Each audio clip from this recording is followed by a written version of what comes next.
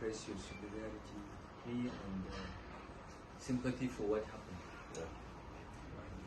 But what happened to me today is symptomatic of what Tinubu's government has become. Someone that claimed to be a Adeko, they fought for democracy.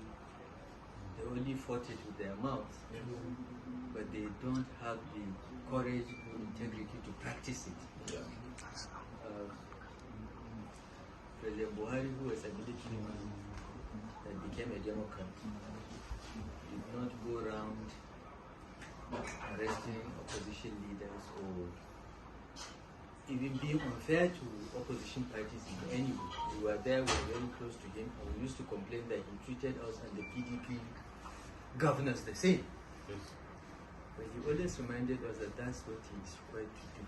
The president of Nigeria, everyone is equal before him. Once elections are over, you govern, treating every Nigerian and giving every Nigerian the same rights and privileges.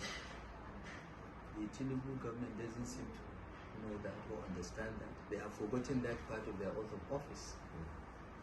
And their plan is very simple.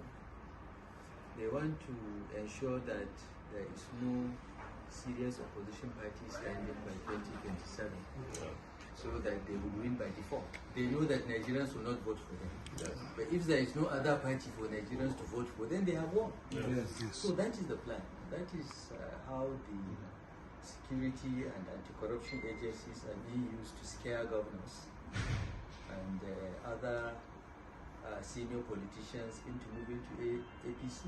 I want to assure you, no governor moves to APC from his party unless either he knows that they have something on him that they can threaten him with, or he is afraid of re-election. He has done so badly that he doesn't think he will get re-elected. So it's better to move to the party that has promised to write the results. These are the only two reasons why the governors are defecting. It's not because they believe that this government is doing well or APC as a party is a serious party. We formed APC and we abandoned it and cast it. So, but this is their playbook, and we all must stand up and resist. That's all. I was very surprised today at the airport at the extent of participation of ordinary people, including passengers that came on my flight, that joined and said that you cannot force the man to go to your office. If you invite him, he said, give me a letter of invitation. I will come, but you can't just meet me at the